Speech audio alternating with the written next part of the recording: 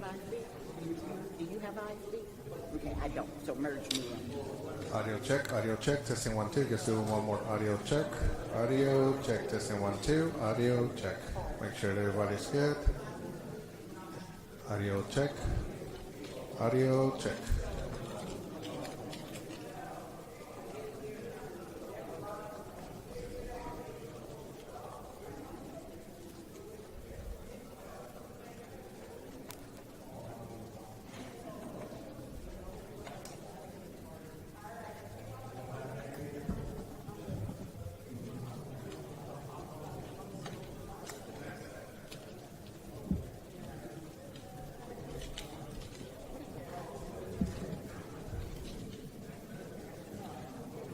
Clean feed.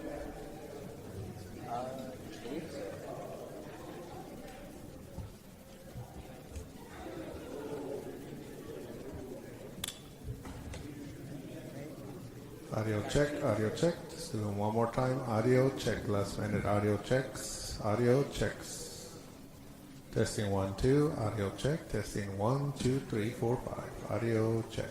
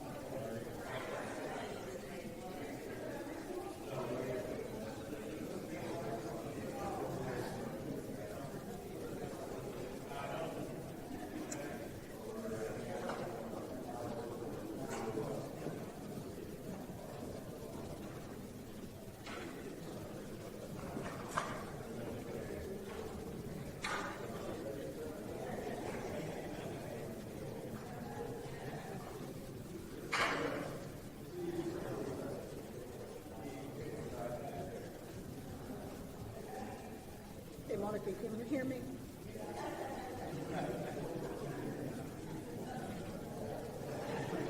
Mic check 1, 2, 1, 2, 3, 4, 5, 6, 7, 8, 9, 10. 1, 2, 3, 4, 5, 6, 7, 8.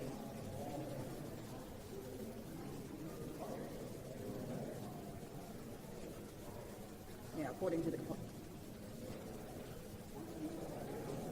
plan presented to the council last year, I hear you, Monica. All right, when am I supposed to hear?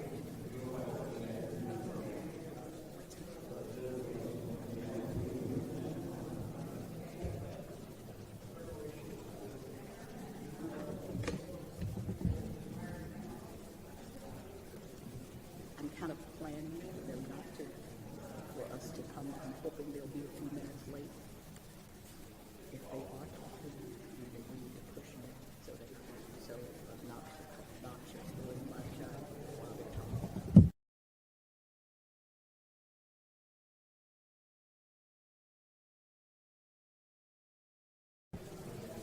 All right.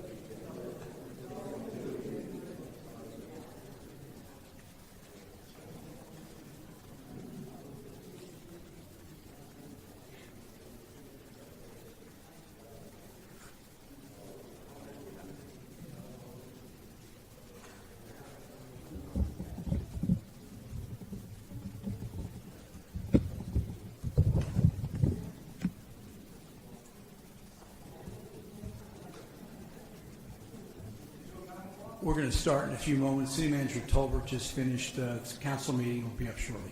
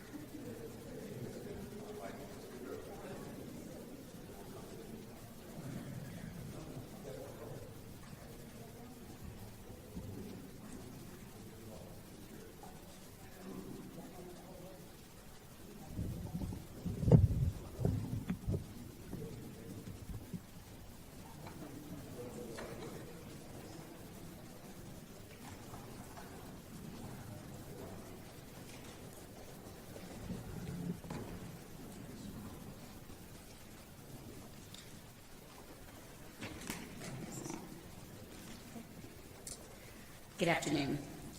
First of all, let me just thank everyone for being here to join us as we begin to prepare for winter weather that's expected to impact Dallas over the next this upcoming weekend. I want to thank the leaders who are standing here with me today. Our focus is simple. We want to keep our residents safe during this weather event. We want to make sure that all of our city infrastructure is functioning properly. And we also want to make sure that all of our most vulnerable neighbors, that they are protected during this time. Our teams have been closely monitoring all of the different forecasts at the national level, the local level, to make sure that we activate our winter weather operations plan. This plan allows for us to coordinate efforts across public safety, transportation, including our aviation department, all of the work that we do around homeless services, and our critical infrastructure. This plan guides us on how we staff emergency operations.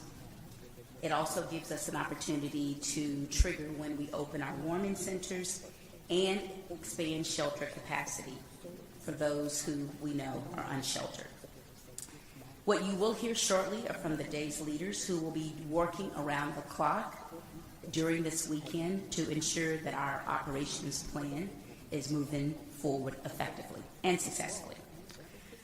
Kevin Oden, our Director of Emergency Management and Crisis Response, will discuss the operation planning efforts and will talk about all the activities that are related to that plan. Our Director of Transportation, Gus Concarly, will discuss how we prepare all of our streets and our highways during inclement weather. Sarah Standiford, the Director of Dallas Water Utilities, will talk and give you guidance on how to protect your water pipes at home and your businesses during this period. And Paul Ramon, the Director of Animal Services, will talk about how to keep your pets safe. You will also hear from Fire Chief Justin Ball on our fire planning departmental efforts. Chief Como will talk about the work that we will be doing within the Dallas Police Department during this time period. Cliff Gillespie with our Dallas Sanitation Department will also give you updates on how we will be handling collections. And Lauren Rounds with Dallas Love Field will also talk about the work that is underway to ensure that we have all of our air safety precautions in place at Dallas Love Field. As I mentioned earlier, this is truly a team effort. Our city departments continue to work in alignment with all of our regional partners, our nonprofits, and our private providers to ensure that we have the capacity to respond effectively. We also want to make sure that we're looking at ways that we can alleviate and reduce the strain on our city resources during this time and ensure that we serve the residents of Dallas who might be impacted by freezing temperatures and precipitation. We will continue throughout this weather event to provide you with updates. Through our operations planning team, they ensure that our coordination and our connectivity with all of our other partners, that it's in place, and we will also be sharing information throughout all of our social media networks. We will be available after you hear from those individuals with any questions. And again, thank you so very much for being here today. We appreciate you taking the opportunity to help us share this information broadly with the residents of Dallas. And with that, I'll turn it over to Kevin Oden, our Director of Emergency Management and Crisis Response.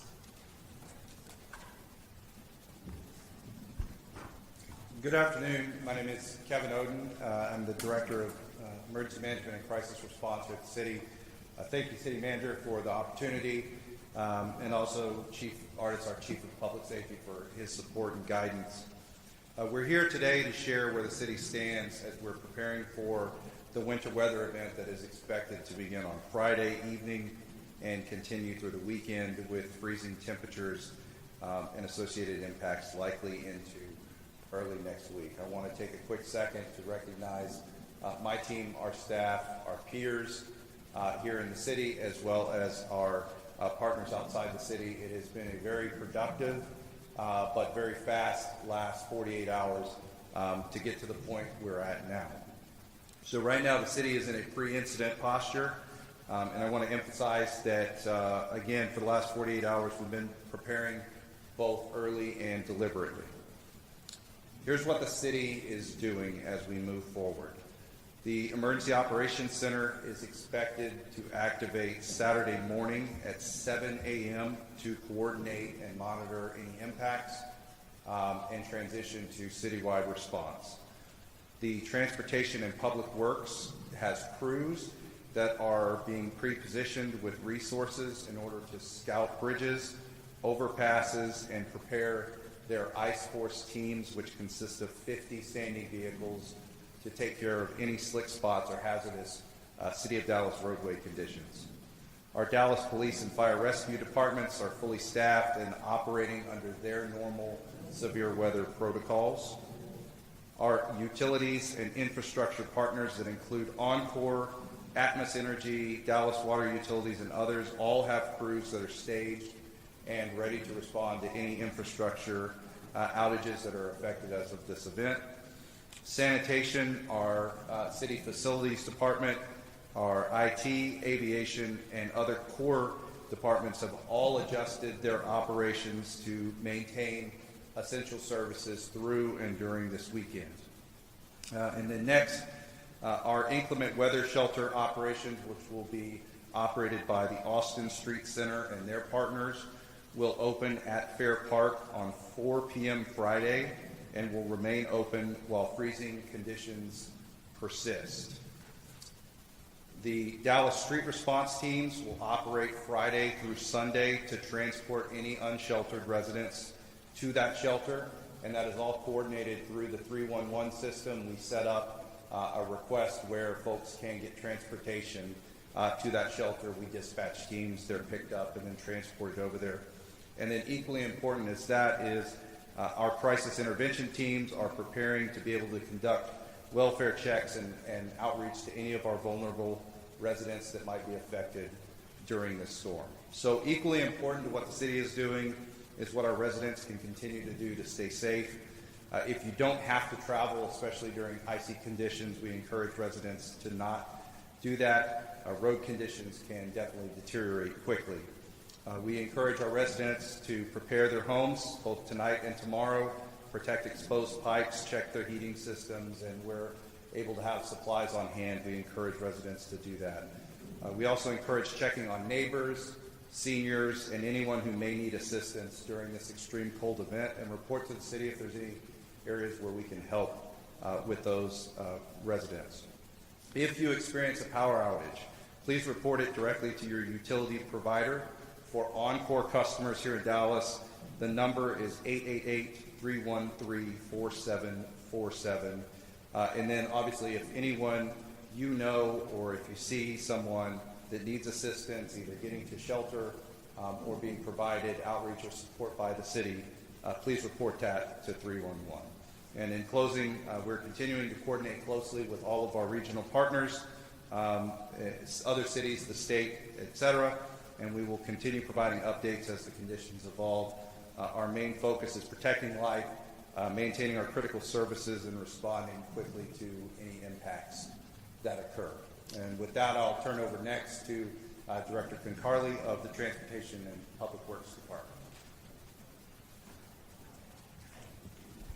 Thank you, Director Oden. My name is Gus Concarly, Director of the Department of Transportation and Public Works. So we at the Department of Transportation and Public Works, we're taking a three-pronged approach in three areas. Number one is we're coordinating with our contractors who are constructing our roadways to try to clear the roadways and coordinate any activities.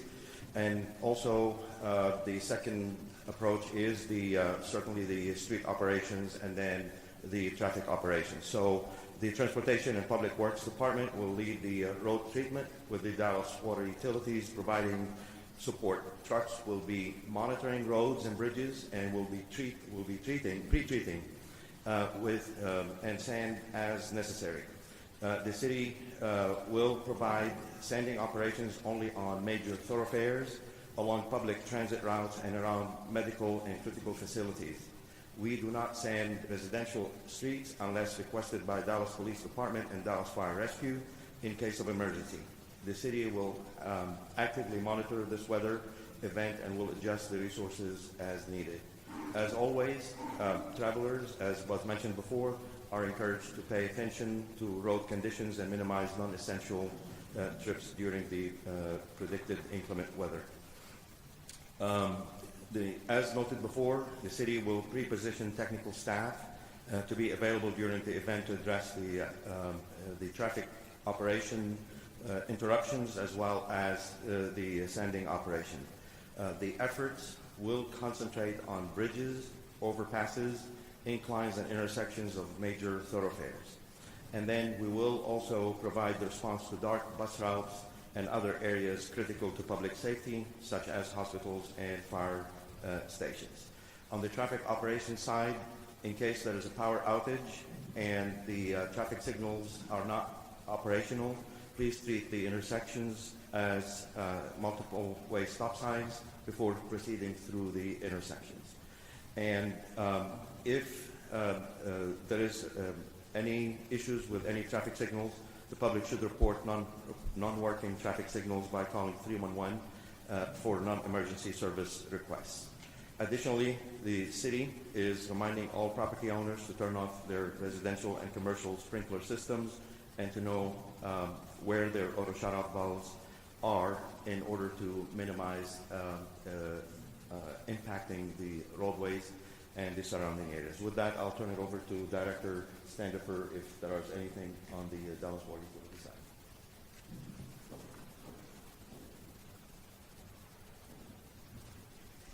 Good afternoon, Sarah Standifer, Dallas Water Utilities. As previously mentioned, we would just ask that residents pay particularly close attention to their own pipes, know where your shutoff valve is, should you experience any outages, or if you have burst pipes following the event or during the event, you can reach us at 311. We will dispatch crews and we'll continue to provide support throughout the city as the event continues.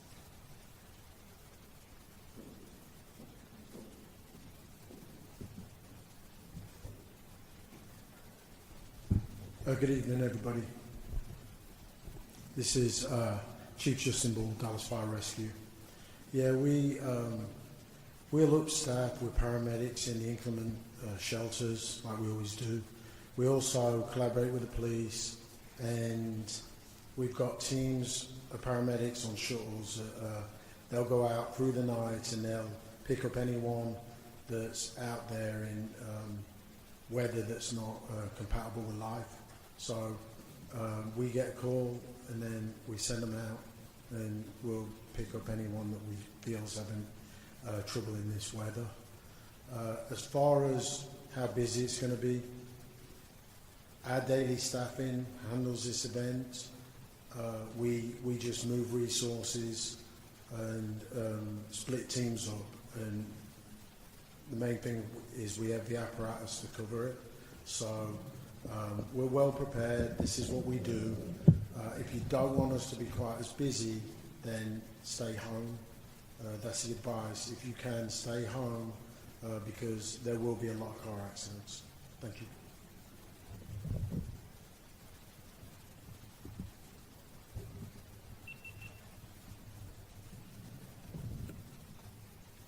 As so many have already said, we'll be here to serve and protect everyone in the city of Dallas. We'll do our job to keep everyone safe as we attempt to do every single day. One of the biggest things, like Chief Ball just said, if you don't have to go outside, please don't. That way we can make things go a whole lot smoother when it comes to safety for the city. We're going to be working with DFR on a regular to make sure that everyone is safe. We'll be fully staffed and ready to take on anything that we need to. Thanks.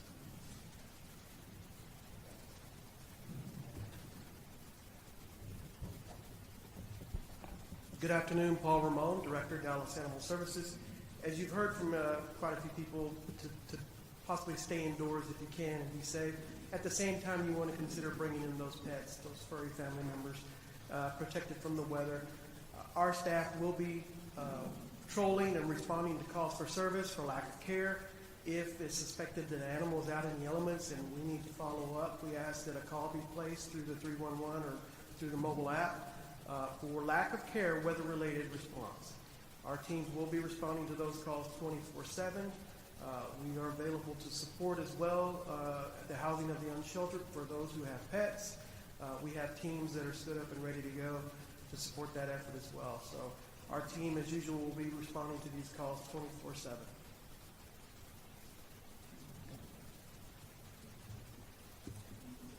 And good afternoon, I'm Cliff Gillespie, Director of Sanitation. Based on the current forecasts, we anticipate minimal service impacts to sanitation customers on Friday. However, if road conditions deteriorate earlier than expected, that could cause some service delays. It looks more likely that we may have delays on Monday and Tuesday because of poor road conditions or dangerously low temperatures for our ground crews that manually empty garbage and recycle carts in locations where our automated trucks cannot operate. If we're significantly delayed on those days, service delays would likely cascade through next week, with sanitation working through Saturday the 31st to catch up. In the event of significant storm debris, we've already been in contact with our vendors that assist us with debris collections. They're on standby to deploy to provide collection assistance if necessary. And we'll be keeping a close eye on that, and we'll call in support if needed. Thank you.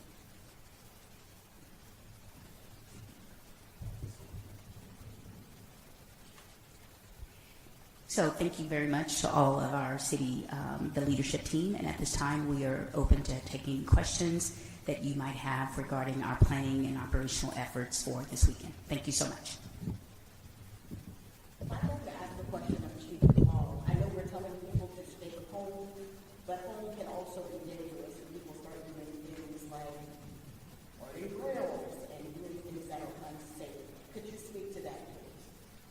Yeah, when I said stay home, I did mean be safe at home. Just, the roads will be really icy, and in our experience, there's a lot of wrecks on the highways, even if they're driving slow. So that's the advice. As far as inside the home, we know you've got to keep warm, but be mindful if you're going to start your fireplace, open the draft, or the carbon monoxide will come in the house.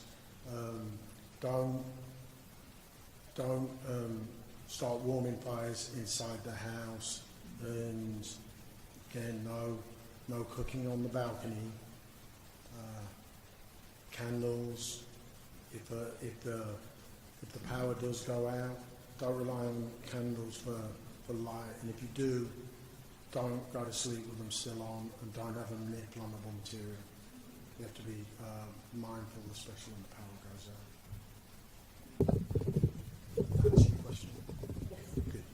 Because we know that, but every year we will see people do things like bring grills into the garage. And it's, my question really was, how concerned are you about the things people sometimes do at home to stay warm? Yeah, no, you're right. Mine could be for Dusty. Did you say that you are pre-treating the roads and also will have sanding trucks at the ready? Gus Concarly, Director of the Department of Transportation and Public Works. Yes, so with the forecast, it's a bit tricky because of the fact that if we treat the roadway and we pre-treat it with brine and the rain comes, then all that will be like a runoff and as if like we haven't treated it. So we will be very closely monitoring the weather and the timing of the rain. But we will try to pre-treat some of the bridges and some of the problematic locations if we can before the storm and before it ices up.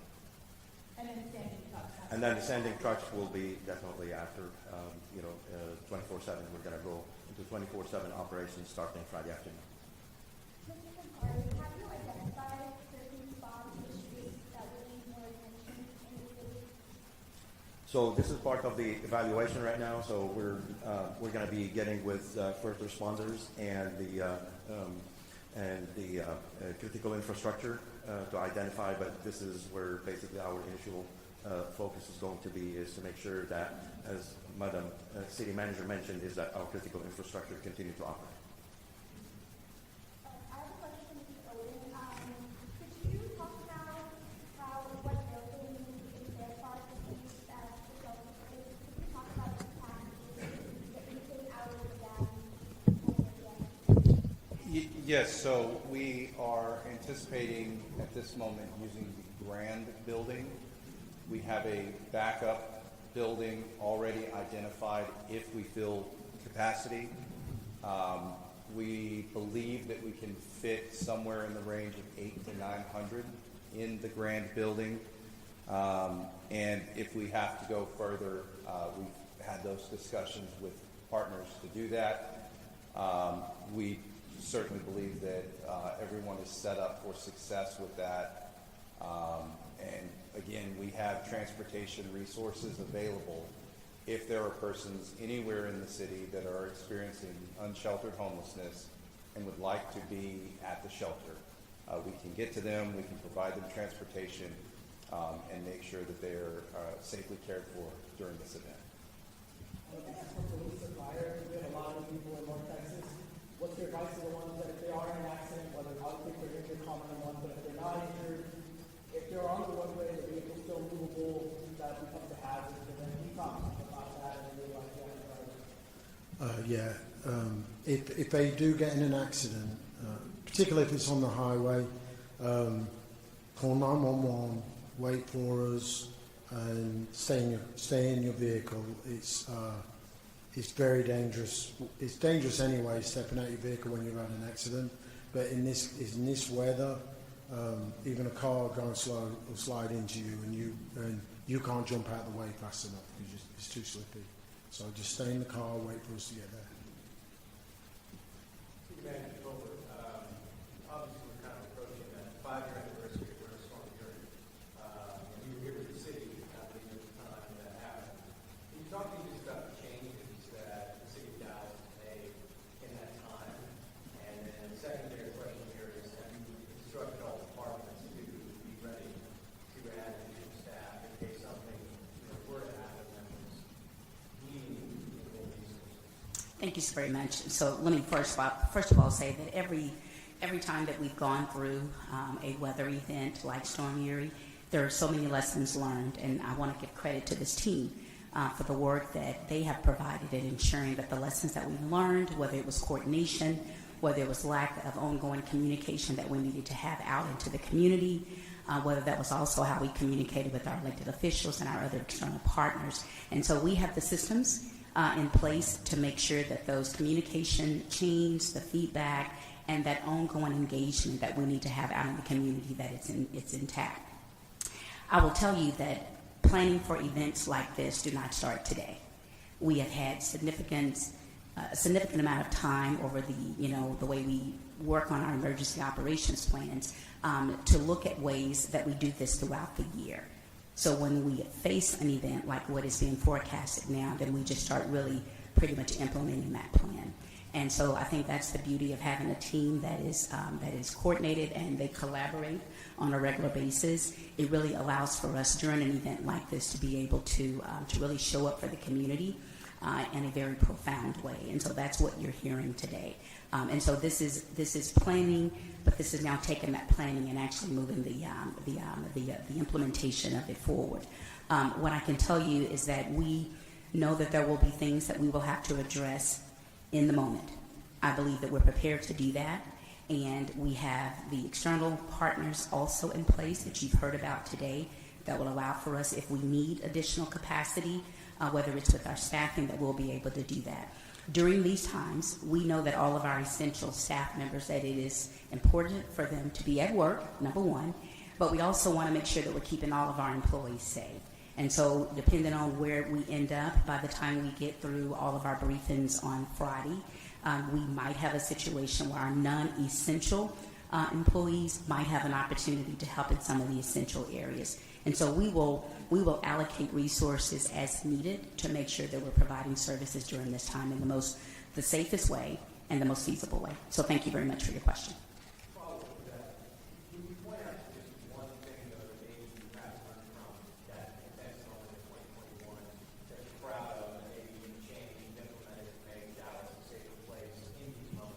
I think it's the coordination of the communication and how we're doing that with this kind of central kind of command that everybody comes to, everybody's a part of it, and how do we make sure that we've already identified who those external partners are, and we're not doing that in the moment. I think we learned that there are a lot of things that we can do with some of our external partners outside of the organization that helps us. We haven't talked about the way that we're now able to, we had issues where some of our park and rec facilities that we wanted to use during that time were not equipped with generators so they could stay open. Well, we've now been able to resolve that. And so through funding that came through, I think it was a couple of a FEMA grant that we've been able to now to outfit those rec centers to where we have those emergency generators. So if we need to then open up those spaces for even community people, or their electricity might go out, they might need to just go and charge their cell phone, they will be able to go to a rec center to do that. So I think just overall, the communications piece and also being able to leverage other resources outside of the city that we'll be able to utilize during this time. Did that answer your question? Thank you. I wasn't asking much about the rec centers. Also, like for like a neighborhood, you know, if their power does like a isolated neighborhood. Sure. Are those going to be open or as needed? It will be announced. It will be as needed, and that coordination will be done through the Emergency Operations Center. So Mr. Odin's team will be responsible for getting that communication out. If we need to activate one of those park and rec facilities, it will be announced. It'll be on our social media sites so community people know exactly where to go. Thank you for the question. At what point do you start to realize you consider another shelter, right? Like, 75% capacity, 80%, at what point does that trigger? Yes, thank you for the question. General rule of thumb is once you hit 75% capacity, you'll start to assess where are we at are things getting better, are they getting worse, and what additional capacity do we need. That's why at this point in time, we've already identified the primary site. We're going to start moving into that primary site tomorrow so that it is ready to go on Friday. And then if the backup site is needed, we'll have plenty of advanced heads up to do that. And the same with some of the capacity and capability we have at the park and rec sites for power outages like you had mentioned. We've got those resources on standby that we can move them from point A to point B to best serve the residents very, very quickly.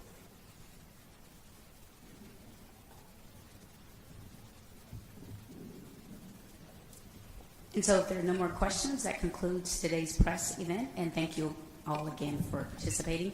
And feel free if there are any additional questions that you would like to ask individually, we'll be more than happy to respond. Thank you very much. Y'all stay safe.